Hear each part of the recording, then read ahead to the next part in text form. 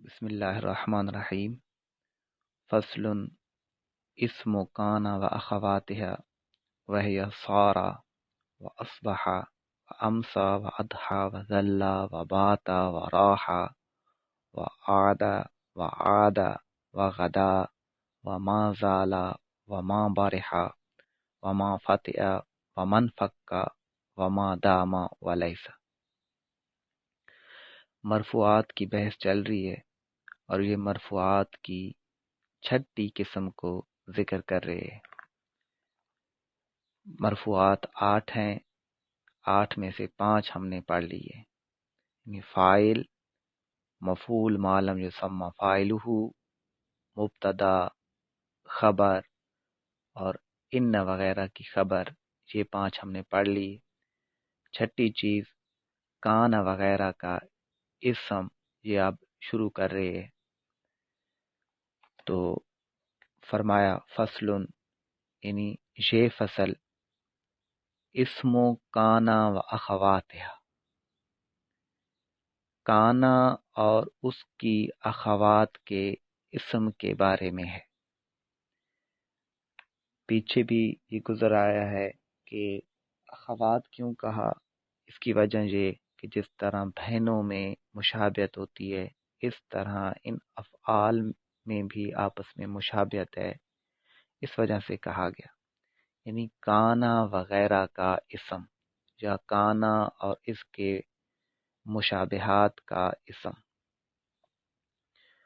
وہیا اور وہ، سارا و اصبح و امسا و اضحى و ظل و باتا و راح و عاد و عاد و غدا و ما زال و ما بارح و ما فتئ و من فک و ما دام و لیس ہیں۔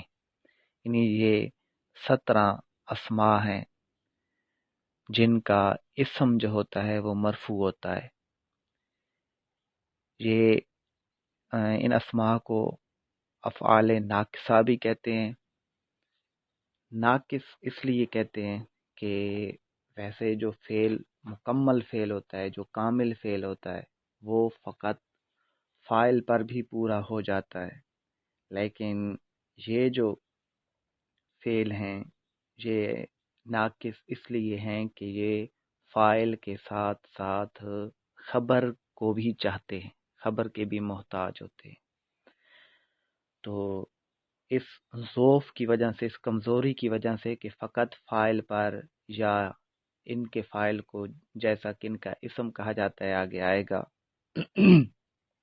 پورے نہیں ہوتے، اس وجہ سے انہیں افعال ناقصہ کہتے ہیں۔ افعال ناقصہ 17 ہیں جو انہوں نے تفصیل کے ساتھ بتا دی۔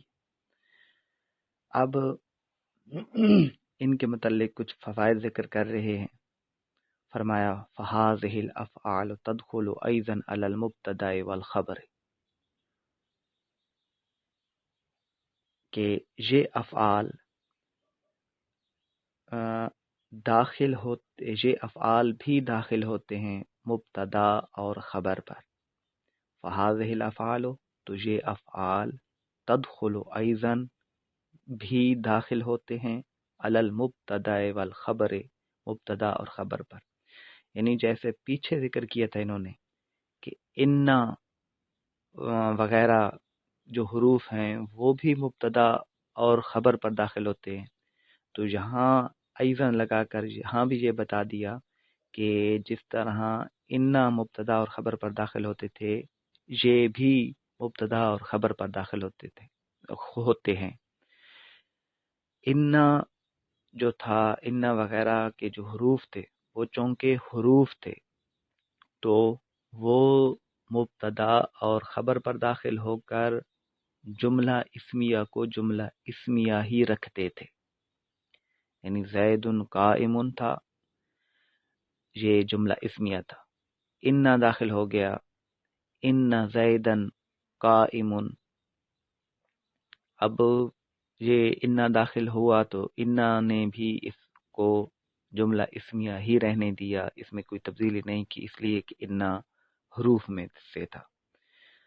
کانا کا فرق یہ ہے، انا کی جو خبر تھی وہ مرفوع تھی، کانا کا جو اسم ہے وہ مرفوع ہے، اور کانا میں فرق یہ ہے کہ کانا جب مبتدا اور خبر پر داخل ہوتا ہے، یعنی جملہ اسمیہ پر داخل ہوتا ہے، تو یہ جملہ اسمیہ کو جملہ فعلیہ بنا دیتا ہے کہ کانا اور اس کی جو اخوات ہیں یہ اگرچہ ناقص ہیں لیکن ہیں فعل، تو یہ جملہ اسمیہ کو جملہ فعلیہ بنا دیتے ہیں۔ داخل جملہ اسمیہ پر ہوتے ہیں، مبتدا اور خبر پر ہوتے ہیں، اور جملہ اسمیہ کو فعلیہ بنا دیتے ہیں۔ آگے فرمایا کہ فَتَرْفَعُ الْمُبْتَدَى وَيُسَمَّى اسْمَ كَانَ وَتَنْصِبُ الْخَبَرَ وَيُسَمَّى خَبَرَ كَانَ۔ یہ افعال بھی مبتدا اور خبر پر داخل ہوتے ہیں، مبتدا کو رفع دیتے ہیں، وَيُسَمَّى اسْمَ كَانَ، اور نام دیا جاتا ہے، یعنی اس مبتدا کو جس کو کانا وغیرہ نے رفع دیا، اس کو نام دیا جاتا ہے کانا کے اسم کا۔ وَتَنْصِبُ الْخَبَرَ، اور خبر کو نصب دیتے ہیں، وَيُسَمَّى خَبَرَ كَانَ، اور اس سے یعنی جس خبر کو یہ نصب دیں اس کو نام دیا جاتا ہے کانا کی خبر کا۔ یہ افعال مبتدا اور خبر پر داخل ہوتے ہیں، مبتدا کو رفع دیتے ہیں اور اس مبتدا کو نام دیا جاتا ہے کانا کے اسم کا، خبر کو نصب دیتے ہیں، اس خبر کو نام دیا جاتا ہے کانا کی خبر کا۔ اسم کانا هو المسند الی بعد دخولها، فاسم کانا هو المسند الی بعد دخولها۔ کانا کا اسم وہ مسند الیہ ہوتا ہے اس کے داخل ہونے کے بعد، یعنی کانا جب داخل ہو جائے تو کانا کے داخل ہونے کے بعد اس کا جو کانا کا جو اسم ہوتا ہے وہ مسند الیہ ہوتا ہے۔ جیسے آگے مثال دے رہے ہیں، نحو کانا زید قائم۔ اب دیکھیں کہ کانا از حروف ناقصہ، زید کانا کا اسم ہے، قائمن کانا کی خبر ہے۔ اب یہاں زید قائمن میں جب کانا زید پر داخل ہوا تو زید مسند الیہ ہو گیا، اسم کانا هو المسند الیہ بعد دخولها، کانا کا اسم کانا کے داخل ہونے کے بعد مسند الیہ ہوتا ہے۔ وَيَجُوزُ فِي الْكُلِّ، مسند الیہ وہ ہوتا ہے جس کی طرف نسبت کی جائے یا جس کے بارے میں بات کی جائے، اور مسند وہ ہوتا ہے جس کو کسی شے کی طرف نسبت کیا جائے یا جو بات کی جائے۔ تو زید کی طرف قائمن کی نسبت کی جا رہی ہے، زید کے بارے میں بات کی جا رہی ہے، تو زید مسند الیہ ہوا۔ وَيَجُوزُ فِي الْكُلِّ تَقْدِيمُ أَخْبَارِهَا عَلَى أَسْمَائِهَا۔ اب اس کی ترکیب عام طور پر یوں ہی کی جاتی ہے کانا زید قائمن میں، کانا فعل ناقص، زید اس کا اسم، قائمن کانا کی خبر، اور قائمن کی پھر مختلف انداز سے علماء کرام، اساتذہ کرام ترکیب کرتے ہیں کہ قائمن اسم فاعل، اس میں ہوا ضمیر اس کا فاعل، اسم فاعل اپنے فاعل سے مل کر شبہ جملہ ہو کر کانا کی خبر، کانا اپنے اسم اور خبر سے مل کر جملہ فعلیہ خبریہ ہوا۔ وَيَجُوزُ فِي الْكُلِّ تَقْدِيمُ أَخْبَارِهَا عَلَى أَسْمَائِهَا۔ اب ایک اور قاعدہ بتا رہے ہیں کہ اور جائز ہے فی الکل تمام میں، یعنی اوپر کانا کے جتنی بھی اخوات ذکر کی، تمام افعال ناقصہ میں جائز ہے تقدیم و اخبارها علی اسمائها، ان کی خبروں کو مقدم کرنا ان کے اسماء پر، یعنی 17 کے 17 افعال ناقصہ کے اسماء پر ان کی خبر کو مقدم کرنا، پہلے لانا جائز ہے۔ نحو کان قائما زید، اب جہاں دیکھیں کانا فعل ناقص ہے، قائمن کانا کی خبر ہے، اور زید کانا کا اسم ہے جو کہ مؤخر ہے، اور قائمن جو کہ خبر ہے وہ مقدم ہے۔ تو یہ تمام افعال ناقصہ میں یہ جائز ہے، یعنی یہ تمام افعال ناقصہ میں جائز ہے کہ ان کی خبر کو ان کے اسم پر مقدم کیا جائے۔ وَعَلَى نَفْسِ الْأَفْعَالِ أَيْضًا فِي التِّسْعَةِ الْأُوَلِ نَحْوُ قَائِمًا كَانَ زَيْدٌ۔ اب آگے ایک اور بات یہ بتائی کہ جس طرح ان تمام افعال ناقصہ کی خبر کو ان کے اسم پر مقدم کرنا جائز ہے، اسی طرح نفس افعال پر بھی خبر کو بعض افعال ناقصہ میں مقدم کرنا جائز ہے۔ وعلی نفس الافعال، اور نفس افعال پر، ایضاً بھی، نفس افعال پر بھی افعال ناقصہ کی خبر کو اس فعل پر مقدم کرنا جائز ہے، فی التسعۃ الاول، پہلے 9 میں۔ اور یہاں پر یہ بات بھی ذہن نشین کر لیں کہ یہ محشی حضرات نے لکھا ہے، نیز ایک دو ہدایت النحو کی شروحات میں بھی ہے کہ 9 کا لفظ یہ کاتب کی غلطی ہے۔ دراصل اوپر جو 17 بتائے، 17 میں سے جو 11 ہیں غدا تک، یعنی ما سے جو شروع ہو رہے ہیں افعال ناقصہ، ان سے پہلے تک 11 بن رہے ہیں، تو یہ 11 میں 11 کا لفظ یہاں پر درست ہوگا، 9 کا لفظ یہاں کاتب کی غلطی کی وجہ سے آیا ہوا ہوگا۔ تو بہرحال فائدے کو سمجھیں، قاعدے کو سمجھیں کہ پہلے جو 11 افعال ناقصہ ہیں، ان افعال ناقصہ پر خبر کو مقدم کرنا جائز ہوتا ہے۔ تمام افعال میں 17 کے 17 افعال ناقصہ میں ان کے اسماء پر تو خبر کو مقدم کرنا جائز ہے، لیکن پہلے 11 میں ان نفس افعال پر بھی، ان افعال پر بھی خبر کو مقدم کر سکتے ہیں۔ نحو جیسے قائمن کان زید، یعنی اب یہاں دیکھیں کہ قائمن کو کانا پر بھی مقدم کر دیا ہے، قائمن خبر کو مقدم کر دیا، کانا فعل ناقص درمیان میں لے، اور کانا کا اسم جو ہے زید، یہ وہیں موجود ہے۔ تو بتایا یہ کہ پہلے 11 میں خبر کو نفس افعال پر بھی مقدم کرنا جائز ہے۔